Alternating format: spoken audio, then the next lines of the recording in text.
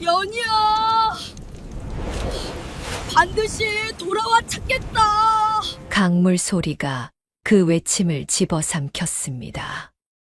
13살 도현이 강기슭에서 쏟아낸 그 한마디는 차디찬 가을 밤 공기 속으로 흩어졌고, 건너편 횃불 아래 끌려가는 9살 연희의 눈빛만이 잠깐, 아주 잠깐 오빠를 향했다가 어둠 속으로 사라졌습니다.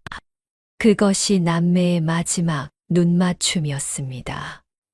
하룻밤 사이에 아버지는 역적으로 끌려갔고, 집은 불탔으며 두 아이는 강 하나를 사이에 두고 서로 다른 세상으로 떨어졌습니다. 누군가 치밀하게 설계한 함정이었고, 그 함정을 놓은 자는 멀지 않은 곳에서 조용히 웃고 있었습니다. 오늘 들려드릴 이야기는 그 강가에서 홀로 남겨진 소년이 세상 밑바닥을 딛고 일어서기까지의 이야기입니다. 억울하게 쓰러진 아버지의 이름을 되찾고 어둠 속으로 사라진 여동생을 찾아 돌아오는 길. 이야기를 시작하기 전에 구독과 좋아요, 그리고 알림 설정까지 눌러주시면 정말 큰 힘이 됩니다. 조선 후기의 일입니다. 한양에서 반나절 거리에 있는 작은 고을에 강문혁이라는 무관이 살고 있었습니다. 대단한 벼슬을 가진 사람은 아니었습니다. 그러나 평생 칼을 몸 밖에 두지 않았고, 나라를 섬기는 일에 사사로운 탐욕을 섞지 않았습니다. 마을 사람들 사이에서 신망이 두터웠던 것은 재산이 많아서가 아니라 그 한결같음 때문이었습니다. 강문혁은 그것이 자식들에게 물려줄 수 있는 가장 값진 유산이라고 믿었습니다. 그에게는 두 남매가 있었습니다. 13살의 아들 도현은 아버지의 기상을 고스란히 물려받아 눈빛이 차갑도록 맑았고, 9살의 딸 연희는 나이에 어울리지 않게 총명하여 글을 읽고 셈을 하는 솜씨가 어지간한 서당 아이들을 훌쩍 넘어섰습니다. 남매는 사이가 좋았습니다. 도현은 연희가 넘어지면 먼저 달려가 손을 잡아주었고, 연희는 오빠의 밥상에 자신의 반찬을 몰래 얹어두곤 했습니다. 그런 집안의 먹구름이 드리워진 것은 첫서리가 내리던 가을 새벽이었습니다. 강문혁이 마당에서 검을 들고 홀로 수련하던 새벽이었습니다. 갑자기 담장 너머로 발소리가 쏟아졌습니다. 횃불을 든 관군들이 사방에서 쏟아져 들어왔고, 그 선두에는 조태강이라는 이름의 사내가 서 있었습니다. 인근 고을의 수령 자리를 꿰찬 자였습니다. 기름진 얼굴의 눈만은 뱀처럼 가늘고 차가운 사람이었습니다. 강문혁, 영모의 가담한 죄로 체포한다. 그 한마디가 새벽 공기를 갈랐습니다. 강문혁은 검을 든 손을 내리지 않았습니다. 영모라는 말이 귀에 닿기는 했으나 그 뜻이 도무지 머릿속에 닿질 않았습니다. 자신이 영모와 무슨 연이 있단 말인지 그는 눈을 크게 뜨고 조태강을 바라보았습니다. 조태강의 입가에는 희미한 미소가 걸려 있었습니다. 오래전부터 준비된 자의 여유로운 미소였습니다. 관군들이 강문혁을 에워쌌고 집 안으로도 병사들이 밀려 들어왔습니다.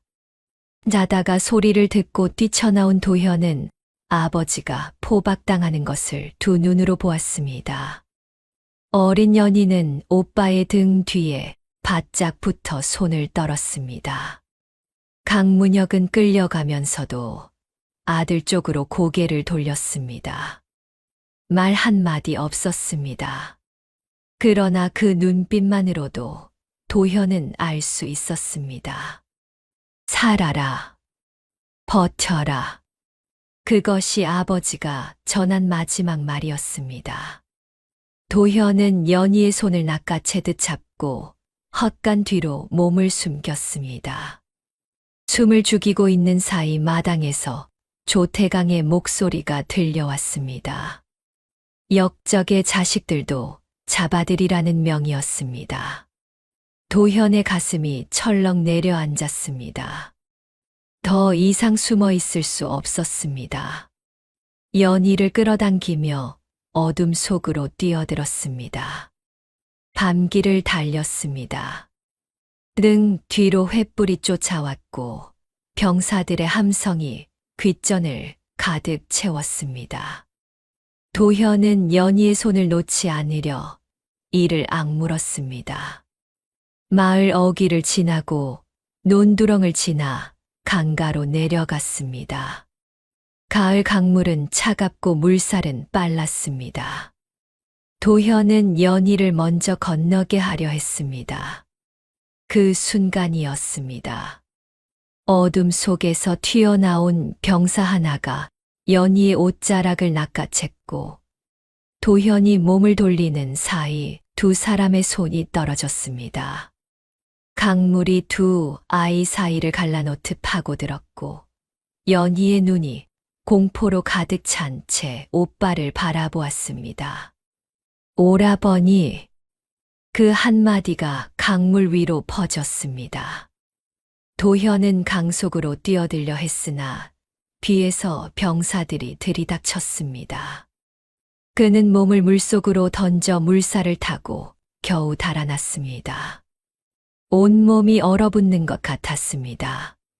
강기슭을 겨우 붙잡아 기어 올라와 뒤를 돌아보았을 때 연희는 이미 보이지 않았습니다. 횃불만이 강 건너에서 흔들리고 있었습니다. 도현은 강바람 속에서 오래도록 자리를 뜨지 못했습니다.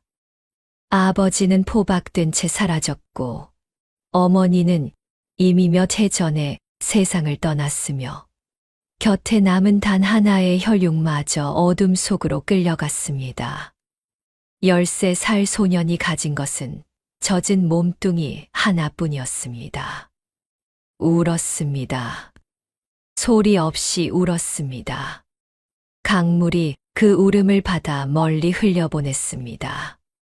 그러나 도현은 오래 주저앉아 있지 않았습니다. 무릎을 짚고 팔로 땅을 짚고 두 발로 일어섰습니다. 두려움이 사라진 것이 아니었습니다. 추위가 가신 것도 아니었습니다. 다만 그보다 더 단단한 것 하나가 가슴 한가운데에 자리를 잡았습니다. 반드시 돌아온다. 반드시 찾는다. 그것이 13살 도현의 전부였고 이후 그의 삶을 움직인 단 하나의 이유였습니다. 소녀는 강을 등지고 어둠 속으로 걸어 들어갔습니다. 내가 검을 들 자격이 있는지 내가 직접 보겠다. 최 장군의 목소리는 낮고 단단했습니다. 반백의 머리카락 아래 눈빛만은 젊은 시절 그대로였습니다. 도현은 그 눈을 마주 보며 숨을 고르었습니다. 손에는 아무것도 들려있지 않았습니다. 맨손으로 서 있는 15살 소년 앞에 전직 장군 출신의 노인이 묵직한 목검 하나를 던졌습니다. 도현이 그것을 받아 쥐는 순간 최 장군은 이미 몸을 낮추고 있었습니다. 무엇을 묻지도 준비할 겨를도 주지 않았습니다. 그것이 최 장군식의 시작이었고 도현이 살아남아야 했던 첫 번째 이유였습니다. 강가에서 홀로 살아남은 날로부터 2해가 지났습니다. 그 2해 동안 도현이 무엇을 먹으며 어디서 잠을 잤는지 자세히 말씀드리기조차 민망한 날들이었습니다. 처마 밑에서 비를 피하고 장터 구석에서 버려진 음식을 주워 먹었습니다. 역적의 자식이라는 사실이 알려질까 싶어 이름도 함부로 대지 못했습니다. 어떤 날은 사흘을 굶기도 했습니다. 그럼에도 도현이 쓰러지지 않은 것은 배가 고프지 않아서가 아니었습니다. 연희의 얼굴이 눈앞에서 사라지지 않았기 때문이었습니다. 밥 한 술 넘길 기력조차 없는 밤에도 눈을 감으면 강 건너에서 오빠를 바라보던 9살 동생의 눈이 떠올랐습니다. 그 눈이 도현을 눕지 못하게 했습니다. 최 장군을 만난 것은 우연이었습니다. 아니, 어쩌면 우연이 아니었을지도 모릅니다. 도현이 장터 귀퉁이에서 곡식 자루를 훔치다가 덜미를 잡혔을 때 그 손을 먼저 낚아챈 것이 최 장군이었습니다. 상인이 아니었습니다. 지나가던 길에 그 광경을 보고 멈춰 선 노인이었습니다.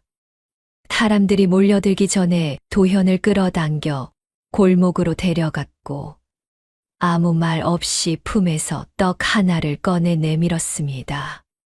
도현은 받지 않았습니다. 그 눈에 자존심이 남아 있었고 최 장군은 그것을 보았습니다. 어디서 왔느냐? 상관없습니다. 부모는 없습니다. 짧은 대답들이었습니다. 그러나 최 장군은 그 짧음 속에서 무언가를 읽은 듯 한동안 도현의 얼굴을 들여다보았습니다. 손이 컸습니다. 15살이라 하기엔 눈빛이 지나치게 오래된 아이였습니다. 최 장군은 고개를 끄덕이고 일어섰습니다. 그러고는 그냥 걸어갔습니다. 도현은 그 자리에 서서 노인의 뒷모습을 보고 있었습니다. 왜인지 발이 떨어지지 않았습니다. 최 장군이 골목 모퉁이를 돌기 직전 뒤를 돌아보았습니다. 따라오려면 따라와라. 그것이 전부였습니다. 도현은 세 걸음을 망설이다 뒤를 따랐습니다. 최 장군의 집은 고을 바깥 외진 곳에 있었습니다. 넓지도 좁지도 않은 마당 한가운데 굵은 나무 기둥이 서 있었고 기둥 곳곳에 오랜 칼자국이 남아 있었습니다. 과거의 것들이었습니다. 최 장군은 한때 왕을 호위하던 무관이었으나 정쟁에 휘말려 벼슬을 잃고 낙향한 사람이었습니다. 억울함이 없지 않았겠으나 그것을 입 밖에 꺼내는 법이 없었습니다. 묵묵히 혼자 살았고 매일 새벽 마당에서 검을 들었습니다. 도현은 그 집에서 머물게 되었습니다. 처음에는 밥을 얻는 대신 마당을 쓸고 장작을 패는 것으로 시작했습니다. 그러나 최 장군은 오래지 않아 도현에게 목검을 쥐어 주었습니다. 무예를 가르치겠다고 선언한 것은 아니었습니다. 그저 매일 새벽 자신이 검을 들 때 도현도 함께 들게 했습니다. 도현이 틀리면 낮은 목소리로 고쳐주었고 맞으면 아무 말도 하지 않았습니다. 칭찬이 없었습니다. 그러나 냉대도 없었습니다. 그것이 도현에게는 오히려 낯설 만큼 고마웠습니다. 수련은 혹독했습니다. 새벽이면 어김없이 일어나 기본 자세부터 시작했고 오전 내내 같은 동작을 수백 번 반복했습니다. 처음 한 달은 목검 하나를 제대로 쥐는 법만 익혔습니다. 손바닥이 굳은 살로 뒤덮였고 어깨와 팔뚝이 달아오르다 못해 감각을 잃는 날도 있었습니다. 여름이 오자 땀이 눈을 가렸고 겨울이 오자 손가락이 굽어들지 않았습니다. 그래도 도현은 멈추지 않았습니다. 최 장군이 시키는 것 이상을 스스로 더했습니다. 해가 진 뒤에도 홀로 마당에 서서 허공을 향해 검을 뻗었습니다. 최 장군이 어느 날 그 모습을 보고 물었습니다. 무엇이 그리 급하냐? 도현은 잠시 손을 멈추었다가 대답했습니다. 찾아야 할 사람이 있습니다. 최 장군은 더 묻지 않았습니다. 그 한마디면 충분하다는 듯 방으로 들어갔습니다. 그날 이후 최 장군의 가르침이 조금 달라졌습니다. 기본기에 더하여 실전에 가까운 동작들이 더해졌습니다. 상대의 칼을 흘려내는 법, 여럿을 상대할 때 발의 위치를 두는 법, 무게중심을 낮추고 순간의 힘을 한 점에 모으는 법. 그것들은 겨루기에서 이기기 위한 기술이 아니라 살아남기 위한 기술이었습니다. 최 장군은 아무 설명 없이 가르쳤지만 도현은 그 뜻을 몸으로 이해했습니다. 3해가 지나고 5해가 지났습니다. 도현의 몸이 달라졌습니다. 어깨가 넓어졌고 눈빛이 더욱 깊어졌습니다. 목검이 무거웠던 손이 이제는 쇠검을 들어도 흔들리지 않았습니다. 최 장군은 어느 아침 도현과 처음으로 진검 대련을 했습니다. 오래지 않아 최 장군이 물러섰습니다. 도현을 이기려 하지 않아서가 아니었습니다. 상대할 수 없었기 때문이었습니다. 노인은 검을 내리고 낮게 웃었습니다. 그것이 최 장군이 처음으로 도현에게 보인 웃음이었습니다. 이제 나는 더 가르칠 것이 없다. 그 말이 도현의 가슴에 떨어졌을 때 도현은 처음으로 눈물이 차오르는 것을 느꼈습니다. 스승의 앞에서 삼키느라 애를 썼습니다. 최 장군은 모른 척했습니다. 그러고는 오랫동안 간직해온 서신 한 장을 꺼내 내밀었습니다. 한양무과 시험을 보거라. 거기서 장원을 따야 한다. 장원 급제한 자의 이름은 왕 앞에 올라가고 세상이 그 이름을 기억한다. 내가 가진 억울함을 풀려면 먼저 세상이 너를 알아야 한다. 도현은 서신을 2손으로 받아들었습니다. 종이 끝이 손가락 사이에서 바르르 떨렸습니다. 떨림은 두려움이 아니었습니다. 10해 동안 칼을 쥐며 기다려온 것이 이제야 형체를 갖추기 시작하는 느낌이었습니다. 아버지의 이름을 되찾고 연희를 다시 만나는 그 날이 드디어 가시권 안으로 들어오기 시작한 것이었습니다. 도현은 이른 새벽짐을 꾸렸습니다. 떠나기 전 최 장군에게 머리를 숙였습니다. 말이 필요 없었습니다. 최 장군도 말을 보태지 않았습니다. 그저 도현의 어깨를 한번 두드렸습니다. 묵직하고 따뜻한 손이었습니다. 도현은 고갯길을 오르다 한 번 뒤를 돌아보았습니다. 마당 가운데 최 장군이 서 있었고 새벽 바람이 노인의 흰 머리카락을 흔들었습니다. 도현은 다시 앞을 보고 걸었습니다. 한양으로 가는 길이었습니다. 저 자가 누구냐? 저런 솜씨는 본 적이 없다. 왕의 목소리가 시험장 위로 내려앉던 그 순간, 도현은 활시 위를 놓은 손을 천천히 내렸습니다. 맥걸음 밖 관역의 한가운데 화살이 박혀 있었습니다. 바람이 불고 있었고 햇살은 비스듬하게 기울어 있었으며 주변에는 수백 명의 응시자가 저마다 숨을 죽이고 있었습니다. 그러나 도현의 귀에는 아무것도 들리지 않았습니다. 활을 들고 관역을 보는 그 순간만큼은 10해 동안 버텨온 모든 것이 한 줄기로 모여들었습니다.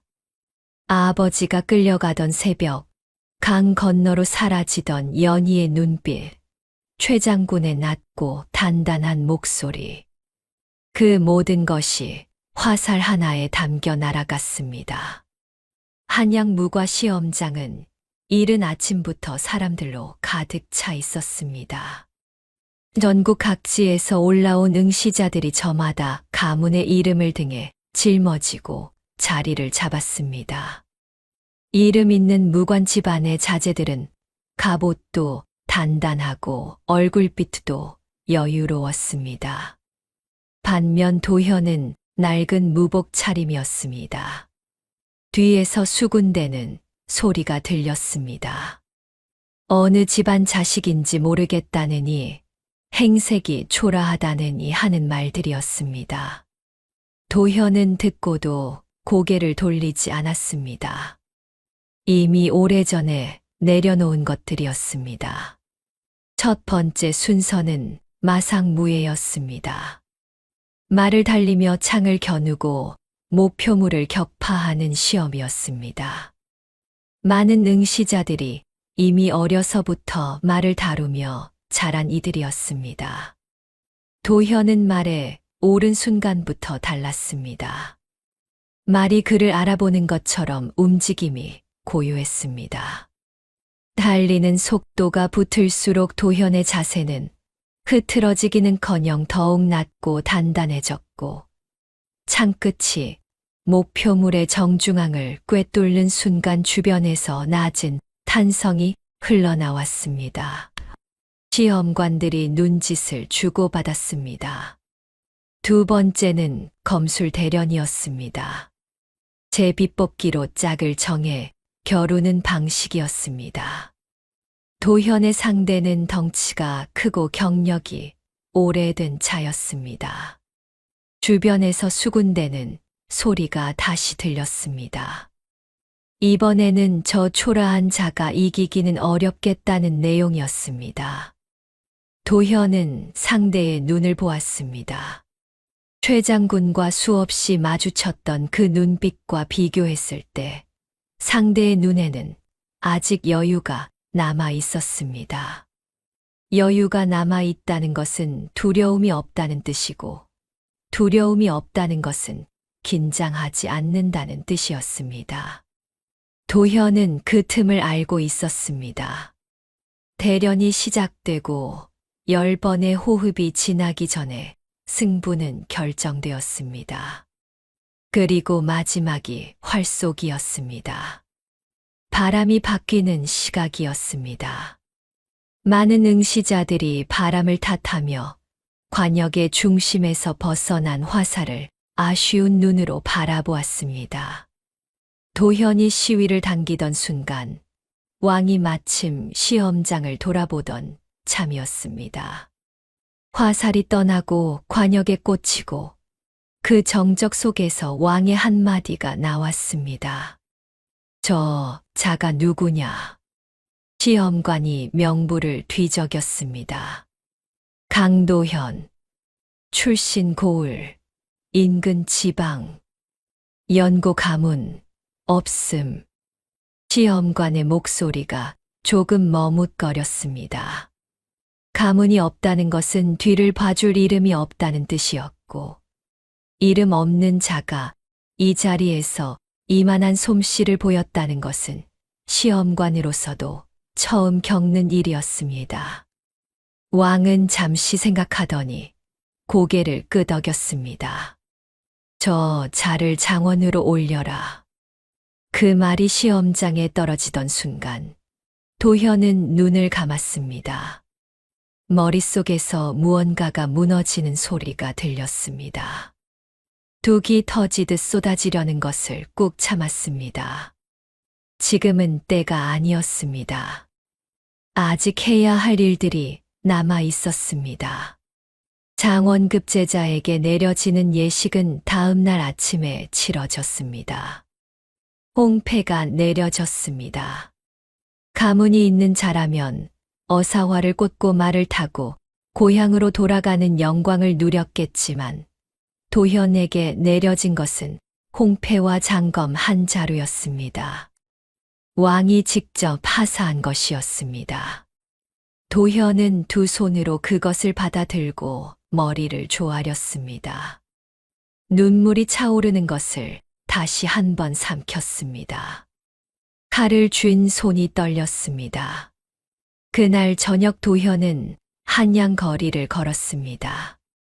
장원급제자의 행렬이 지나갈 때 사람들이 늘어서서 구경하는 것이 보통이었으나 도현은 그런 행렬을 원하지 않았습니다. 그저 혼자 걸었습니다. 불빛이 번지는 거리를 걷다가 어느 주막 처마 아래 멈춰 섰습니다. 하늘을 올려다보았습니다. 별이 많은 밤이었습니다. 아버지와 함께 마당에서 하늘을 올려다보던 기억이 떠올랐습니다. 어린 연희가 옆에 서서 별의 이름을 묻던 것도 떠올랐습니다. 그 밤과 이 밤 사이에 얼마나 많은 날들이 있었는지 도현은 가슴 속으로 헤아렸습니다. 이튿날 새벽 도현은 고향으로 향하는 길에 올랐습니다. 가장 먼저 해야 할 일은 정해져 있었습니다. 연희를 찾는 것이었습니다. 그 아이가 어디에 있는지, 어떻게 살고 있는지, 살아는 있는지조차 알지 못했습니다. 그러나 살아있을 것이라고 믿었습니다. 살아있어야 했습니다. 그렇게 믿지 않으면 열해를 버텨온 이유가 사라졌습니다. 고향으로 가는 길은 멀었습니다. 산을 넘고 강을 건너는 길이었습니다. 한참을 걷다 보니 어릴 때 아버지와 함께 지나쳤던 고갯길이 나왔습니다. 그 시절에는 높아 보였던 고개가 이제는 낮았습니다. 사람이 자란 것인지 세상이 달라진 것인지 알 수 없었습니다. 도현은 고개마루에서 잠시 걸음을 멈추고 아래를 내려다보았습니다. 고향 마을이 저 멀리 분지 안에 들어앉아 있었습니다.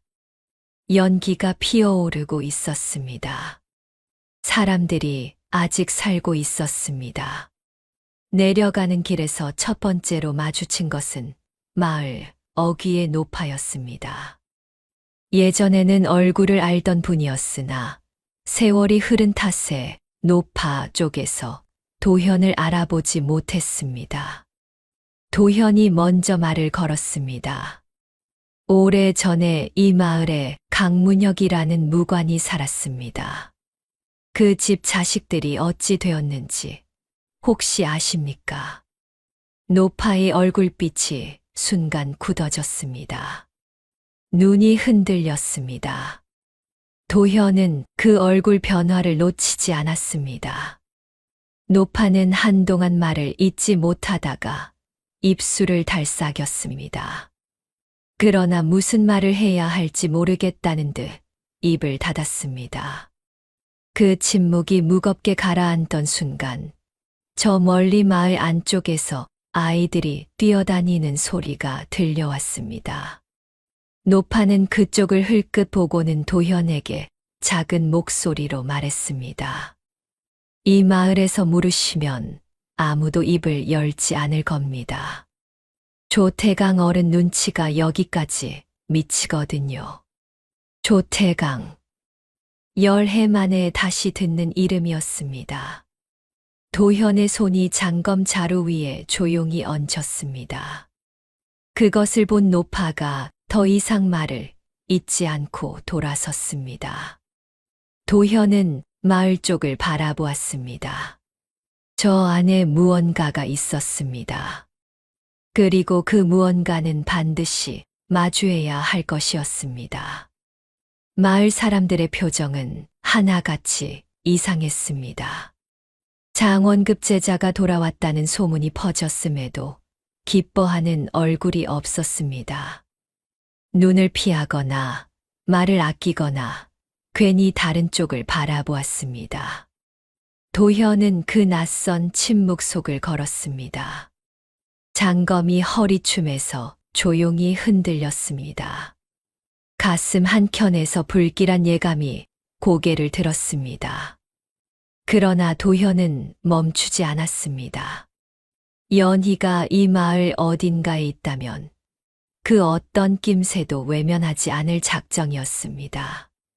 그리고 그날 저녁 도현은 마침내 한 노인의 입을 통해 소식을 들었습니다. 오라버니, 아버지는 역적이 아니셨어요.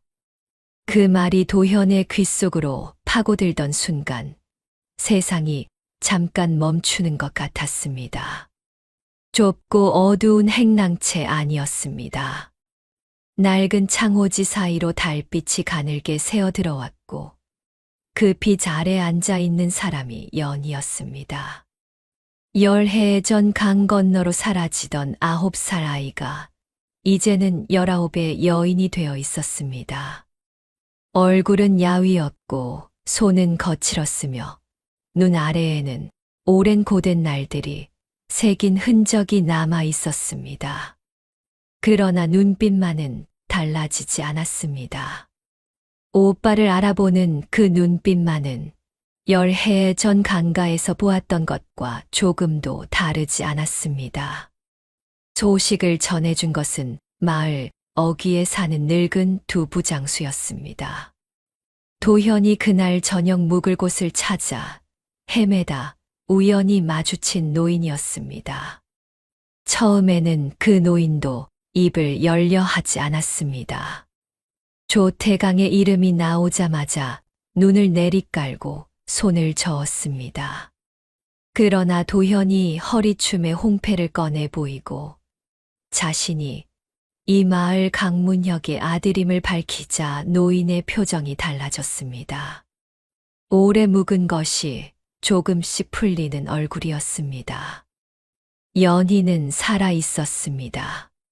살아 있었으나 그것이 온전히 기쁜 소식이 아니었습니다.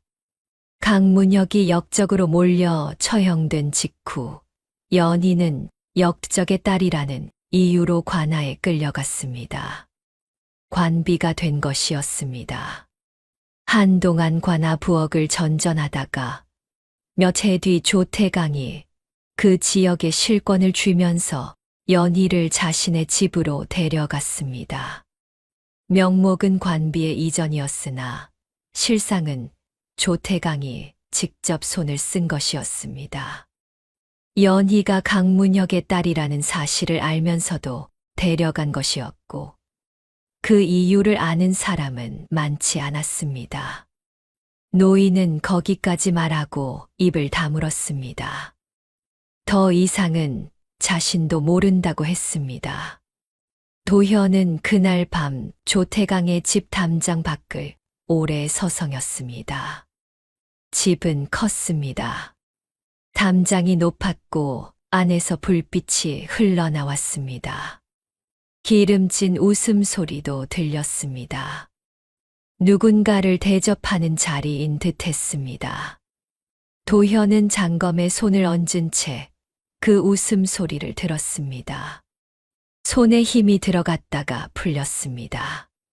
지금은 때가 아니었습니다. 연희를 먼저 만나야 했습니다. 상황을 알아야 했습니다. 감정이 앞서는 순간 모든 것이 어그러진다는 것을 최 장군에게서 몸으로 배운 터였습니다. 이튿날 새벽 도현은 조태강의 집 행랑채 쪽으로 돌아 들어갔습니다. 하인들이 오가는 쪽문이 있었습니다. 채소를 납품하는 농부 행세를 하며 안으로 들어가는 것은 어렵지 않았습니다. 문제는 그 다음이었습니다. 연희가 어디에 있는지 알 수 없었습니다. 마당을 가로질러 부엌 쪽으로 눈을 돌리는 순간 우물가에서 물을 깃고 있는 여인을 보았습니다.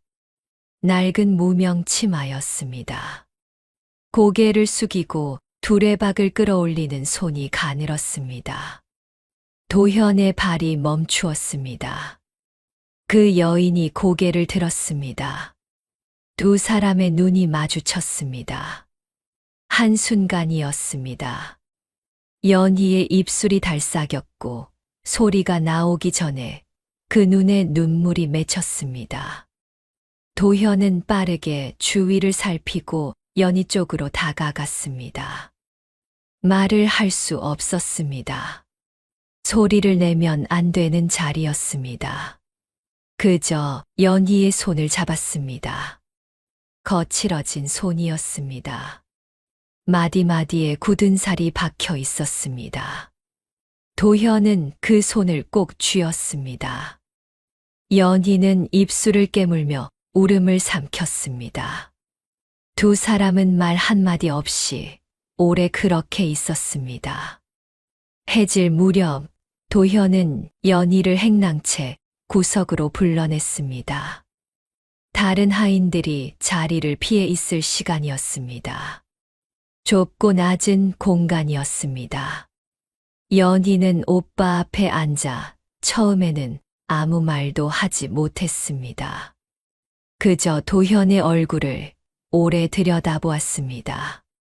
어린 오빠가 이렇게 다 자란 것이 믿기지 않는다는 듯, 아니면 정말로 살아 돌아온 것이 꿈인지 확인하는 듯한 눈빛이었습니다. 많이 컸구나. 도현이 낮게 말했습니다. 연희가 그제서야 눈물을 흘렸습니다. 소리 없이 흐르는 눈물이었습니다. 10년치의 눈물이 한꺼번에 쏟아지려는 것을 억누르는 얼굴이었습니다. 도현도 눈이 뜨거워지는 것을 느꼈습니다. 그러나 지금은 울고 있을 때가 아니었습니다. 물어야 할 것이 있었습니다. 연희가 먼저 입을 열었습니다. 오라버니, 아버지는 역적이 아니셨어요. 도현은 숨을 멈추었습니다. 알고 있었습니다. 마음속 깊은 곳에서는 처음부터 알고 있었습니다. 그러나 그것을 입 밖에서 직접 듣는 것은 달랐습니다. 가슴 어딘가가 뜨겁게 달아올랐습니다. 연희는 천천히 말을 이었습니다. 관아에 끌려간 첫날 밤부터 시작하여 수많은 밤들을 거쳐 오늘까지 이어지는 이야기였습니다. 연희는 관비로 살면서 조태강의 집안을 오래 지켜보았습니다. 처음에는 살아남기 위해 눈을 낮추었고, 나중에는 눈을 낮춘 채로 귀를 열었습니다. 하인들 사이에 오가는 말들을 들었고, 주인이 취한 밤이면 흘러나오는 말들을 놓치지 않았습니다. 그리고 어느 날 밤 결정적인 것을 보았습니다. 조태강의 서재였습니다. 심부름을 갔다가 문이 열린 사이로 본 것이었습니다. 조태강이 낡은 장부 하나를 꺼내 들여다보다가 서둘러 감추는 장면이었습니다. 연희는 그것을 보고도 본 척하지 않았습니다. 그러나 며칠 뒤 조태강이 자리를 비운 사이 서재에 들어갔습니다. 장부는 바다 깊숙한 곳에 숨겨져 있었습니다. 꺼내서 보았습니다. 한자를 읽을 줄 알았습니다. 어릴 때 오빠에게 배웠던 것이 이런 곳에서 쓰일 줄은 몰랐습니다. 장부에는 숫자들이 빽빽하게 적혀 있었습니다. 날짜와 금액, 그리고 이름들이었습니다. 국고에서 빠져나간 것으로 보이는 금액들이었고, 그 아래에 조태강의 이름이 반복해서 나타났습니다. 그리고 장부의 맨 마지막 장에는 강문혁의 이름 앞에 붉은 글씨로 죄목이 덧씌워진 흔적이 있었습니다. 나중에 추가된 것이 분명한 글씨였습니다. 연희는 그것을 보는 순간 손이 떨렸다고 했습니다. 장부를 다시 제자리에 돌려놓고 서재를 빠져나오면서 이것을 언젠가 반드시 꺼내야 한다고 마음을 먹었다고 했습니다. 지금도 거기 있어요. 제가 확인했습니다. 연희의 목소리가 낮고 단단했습니다. 두려움이 없는 것은 아니었을 것입니다. 그러나 그보다 더 오래, 더 깊이 품어온 것이 있었습니다. 그것이 목소리를 그렇게 만들었습니다. 도현은 동생의 얼굴을 바라보았습니다. 고된 세월이 새긴 흔적 속에서 어릴 때 보았던 총명함이 그대로 살아 있었습니다. 9살의 연희가 19의 연희가 되는 동안 혼자서 이것을 안고 버텨온 것이었습니다. 도현은 주먹을 쥐었습니다. 손마디가 하얗게 변했습니다. 조태강이라는 이름이 머릿속에서 불처럼 타올랐습니다. 아버지를 죽이고 남매를 흩어놓고 10년이 넘도록 연희를 노비로 부려온 자였습니다. 그것도 자신의 죄를 덮기 위해 만들어낸 누명으로 이 모든 것을 저지른 자였습니다. 분노가 치밀어 올랐습니다. 당장 서재로 달려가 장부를 꺼내 조태강의 면전에 던지고 싶었습니다. 그러나 도현은 숨을 길게 들이쉬었습니다. 참았습니다. 감정이 앞서는 순간 모든 것이 어그러집니다. 장부 외의 다른 증거는 행랑채 늙은 하인 한 분이 알고 있습니다. 그때 관아에서 직접 심부름을 다닌 분인데 오래전부터 양심에 걸려 하시는 것 같았습니다. 도현은 눈을 감았습니다. 장부가 있었고 증인이 있었습니다. 무과 장원급제자의 신분이 있었습니다. 그리고 이 모든 것을 가지고 찾아가야 할 사람이 있었습니다. 그것은 조정의 암행어사였습니다. 연희가 도현의 손을 꼭 잡았습니다. 손이 여전히 떨리고 있었습니다. 이번에는 두려움이 아니라 기대 때문이었습니다. 도현은 그 손을 다시 힘껏 쥐었습니다. 조금만 더 버텨라. 이번에는 내가 반드시 돌아온다. 조태강, 내 죄를 알렸느냐? 암행어사 박의 목소리가 대청마루를 가르던 그 순간 조태강의 얼굴에서 핏기가 가셨습니다. 술잔을 들고 있던 손이 멈추었고 자리를 함께하던 자들이 일제히 굳어버렸습니다. 마패가 상위에 놓이는 소리가 유독 크게 들렸습니다. 마당 밖에서는 이미 관군들이 담장을 에워싸고 있었습니다. 도현은 그 자리에 서서 조태강의 눈을 바라보았습니다. 10년도 더 전 새벽 마당에서 아버지를 끌어가던 그 눈이었습니다. 기름지고 차갑고 여유로웠던 그 눈에서 처음으로 두려움이 피어오르는 것을 도현은 똑똑히 보았습니다. 암행어사 박을 찾아간 것은 연희를 만나고 사흘 뒤였습니다. 도현은 홀로 움직였습니다. 인근 고을을 순행 중이라는 소문을 수소문하여 박 어사의 행방을 알아냈고 여관으로 위장한 그의 처소를 찾아 문을 두드렸습니다. 처음에는 만나주지 않았습니다. 암행어사의 처소를 찾아오는 자는 대개 청탁을 가진 자이거나 위험한 자였습니다. 도현은 문 앞에서 물러서지 않았습니다. 무과 장원급제자임을 밝히고 왕이 하사한 홍패를 문틈으로 내보였습니다. 잠시 침묵이 흐른 뒤 문이 열렸습니다. 박 어사는 나이에 비해 눈이 서늘한 사람이었습니다. 도현의 이야기를 듣는 내내 표정을 바꾸지 않았습니다. 아버지의 일, 남매가 흩어진 밤, 연희가 10년 넘게 노비로 살아온 것, 그리고 장부의 존재까지. 도현은 빠짐없이 말했습니다. 말하는 동안 목이 메이는 것을 느꼈으나 멈추지 않았습니다. 박 어사는 듣고 나서 한동안 아무 말도 하지 않았습니다. 찻잔을 들었다 내려놓고 다시 들었다 내려놓았습니다. 장부가 실제한다면 이야기가 됩니다. 그러나 그것을 꺼내오는 것이 문제입니다. 제가 가져오겠습니다. 박 어사가 도현을 바라보았습니다. 장원급제자가 남의 집 서재에서 물건을 훔쳐 나오겠다는 말이었습니다. 법도로 따지자면 옳지 않은 일이었습니다. 그러나 박 어사는 고개를 끄덕였습니다. 이 자리에서 법도만을 따지는 것이 더 옳지 않은 일임을 그도 알고 있었습니다. 이튿날 밤이었습니다. 도현은 연희의 안내를 받아 조태강의 서재로 들어갔습니다. 연희가 평소 청소를 맡은 공간이었기에 인기척이 있어도 이상하지 않았습니다. 서재는 어두웠습니다.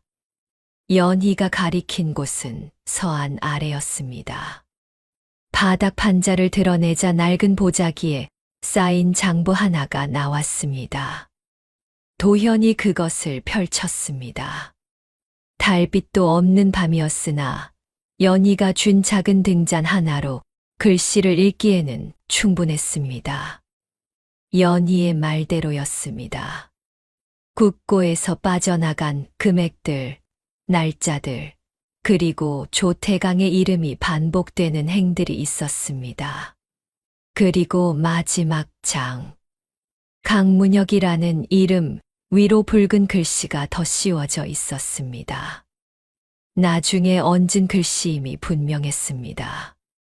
먹의 색이 달랐고 획의 결이 달랐습니다. 도현은 그 페이지 앞에서 한동안 손을 멈추었습니다. 아버지의 이름이었습니다. 억울하게 덧씌워진 죄목 아래에 놓인 그 이름이었습니다. 도현은 천천히 장부를 닫고 품에 넣었습니다. 행랑채 늙은 하인도 움직였습니다. 연희가 오래 공을 들인 사람이었습니다. 그는 떨리는 손으로 박 어사 앞에 나아가 그날의 일을 진술했습니다.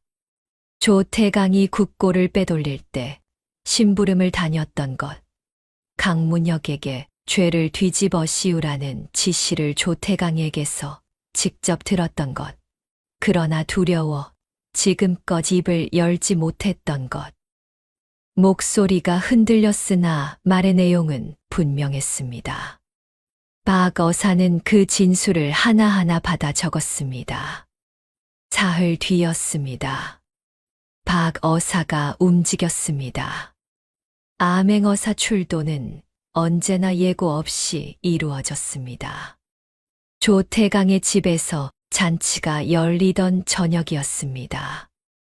마패가 대문 앞에 놓이고 관군이 사방을 에워쌌습니다. 도현은 박 어사의 뒤에서 그 집 안으로 걸어 들어갔습니다. 10년 전 아버지가 끌려 나오던 마당을 이번에는 반대편에서 걸어 들어가는 것이었습니다. 내청마루에서 조태강과 눈이 마주쳤습니다. 조태강은 처음에 도현을 알아보지 못했습니다. 그도 그럴 것이었습니다.